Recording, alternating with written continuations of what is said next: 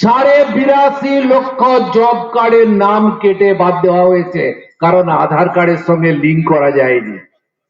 ভুয়ো নাম। 2750 কোটি টাকা মজুরি পাবে, 2 বছর ধরে লোকগুলো অপেক্ষা করছে। পুরুলিয়ার কে কে আছে? কমরেড সভাপতি, আমাদের পার্টির রাজ্য সম্পাদক কমরেড মোহাম্মদ সেলিম, কমরেড দেবলীনা, সুদীপ, অন্যান্য নেতৃবর্গ, মা বোনেরা, ভাইয়েরা এবং বন্ধুগণ, আমি প্রথমে একটা ত্রুটি স্বীকার করে নিতে চাই আপনাদের কাছে। কালী পুজোর দিন যে অমাবস্যা, তারপর থেকে এই শুক্লপক্ষ মানে পূর্ণিমার দিন পর্যন্ত বাঁকুড়া, পুরুলিয়া, ঝাড়গ্রাম আদিবাসী অধ্যুষিত এলাকাগুলোতে বাংলা পরব। এই সময়ে যদি আমরা কোনো রাজনৈতিক কর্মসূচি করি, তাহলে আদিবাসীরা ইচ্ছে থাকলেও তাদের গ্রাম থেকে যত মানুষ অংশগ্রহণ করতে পারে সেটা করতে পারে না। এটা খুবই তাদের একটা উৎসব, কিন্তু আমাদের এর মধ্যেই সভাটা করতে হচ্ছে, একটু অসুবিধা হয়েছে।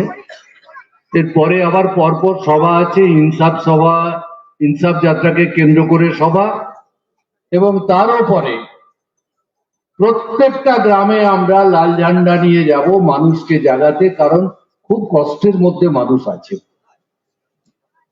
নানা রকমের নির্যাতন নিপীড়ন চলছে। আমি তারই একটা কি দুটো কথা বলবো, কারণ আজকে প্রধান বক্তা যার কথা শুনবার জন্য আপনারা অধীর আগ্রহে রয়েছেন, কমরেড সেলিম আপনাদের বলবেন। 100 দিনের কাজ বন্ধ, আমাদের এখানেই বন্ধ, দেশে অন্য কোথাও বন্ধ নয়।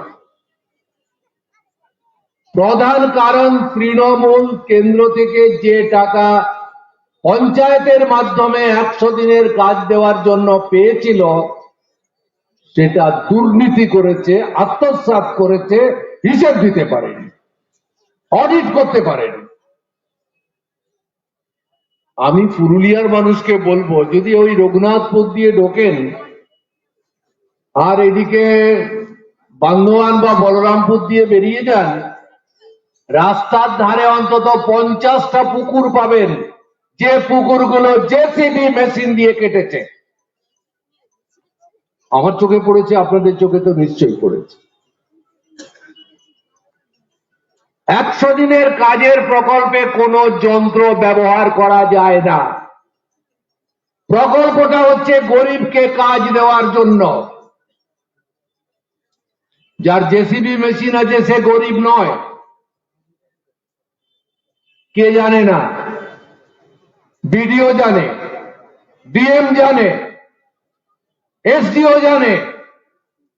যদি ওনাদের সৎ সাহস থাকে, আমার কথা নিশ্চয়ই কানে যাচ্ছে, চারদিকে মাইক আছে, চলুন কালকে একটা প্রকল্প ঘুরে আসি, আমি আপনাদের দেখিয়ে দেবো যেখানে পুকুর কাটা হয়েছে আর যেখানে মাটি ফেলা হয়েছে, এইগুলো যে কোনো লেবারে কাটেনি, সেটা আপনি দেখলে বুঝতে পারবেন। আমার কথাটা হচ্ছে, এই জেসিবির মালিককে যে টাকা পেমেন্ট করলেন সেটা তো চেকে পেমেন্ট করতে পারবেন না, সেটা জব কার্ডেই পেমেন্ট করতে হবে। কার জব কার্ডে পেমেন্ট করলেন নামের তালিকাটা আমাদের বলে দিন।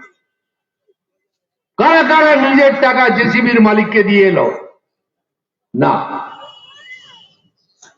82.5 লক্ষ জব কার্ডের নাম কেটে বাদ দেওয়া হয়েছে, কারণ আধার কার্ডের সঙ্গে লিঙ্ক করা যায়নি। ভুয়ো নাম। আচ্ছা, এই 82.5 লক্ষ নামের ভেতর পুরুলিয়ার কত নাম আছে তার তালিকা কি ডিএম সাহেব দেবেন? 2750 কোটি টাকা মজুরি পাবে, 2 বছর ধরে লোকগুলো অপেক্ষা করছে। পুরুলিয়ার কে কে আছে? নামগুলো দেবেন? পুরো চুরি। এই যে আমার আগে কমরেড প্রদীপ বলছিলেন যে সরকারি অফিসার, পুলিশ, তারা পঞ্চায়েতের ভোটে চুরি করেছে। কেন চুরি করেছে? এই 100 দিনের কাজের যে চুরি, রেশনে যে চুরি, আর ওই শিক্ষক নিয়োগ থেকে শুরু করে আরো 5টা জায়গায় যে চুরি, তাতে এরকম অনেক অফিসার যুক্ত হয়েছে, তাদেরও এক পা জেলের বাইরে আর এক পা জেলের ভেতরে। যদি বাঁচতে হয় তৃণমূলকে রাখতে হবে, সেই জন্য ওরা চুরিটা করেছে। যারা চুরি করেননি, মেরুদণ্ড আছে, তাদের ভয় পাওয়ার কোনো কারণ নেই। কিন্তু যারা চুরি করেছেন তারা পঞ্চায়েতের ভোটে তৃণমূলকে জেতানোর জন্য আপ্রাণ চেষ্টা করেছেন। এদের কাছ থেকে আপনি ন্যায় পাবেন না, লড়াই করে ন্যায় আদায় করতে হবে।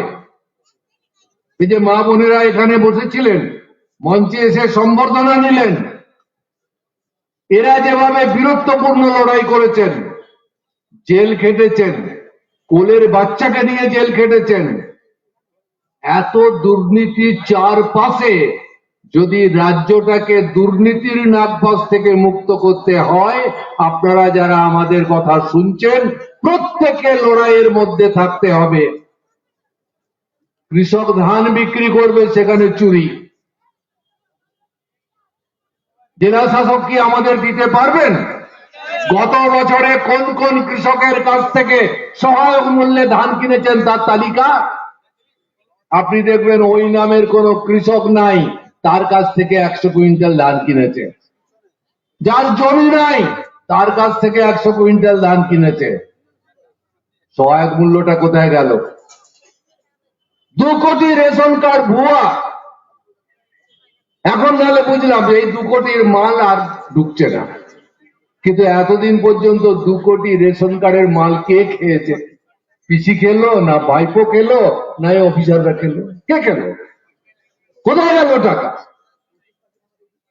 এ সব টাকা গরিবের টাকা, পাকা ছাদযুক্ত বাড়ির টাকা গরিবের টাকা, 100 দিনের কাজের টাকা মানে গরিবের টাকা, গ্রাম সড়ক যোজনার টাকা মানে গরিবের এলাকার উন্নয়নের টাকা। গ্রামে গ্রামে শিক্ষক নেই বলে পড়াশোনা চৌপাট হয়ে গেছে। শিক্ষক নিয়োগ করতে হবে, গরিবের ওখানে শিক্ষার পরিষেবা দিতে হবে, হচ্ছে না। বঞ্চিত গরিব, এই গরিব মানুষকে বাঁচতে গেলে এখন লড়াই করেই বাঁচতে হবে। সে লড়াইয়ের বার্তা দেওয়ার জন্য আমাদের সভা, আমাদের মিছিল। দুর্নীতির বিরুদ্ধে লড়াই করেই আমাদের অগ্রসর হতে হবে, এছাড়া আমাদের সামনে কোনো বিকল্প নেই।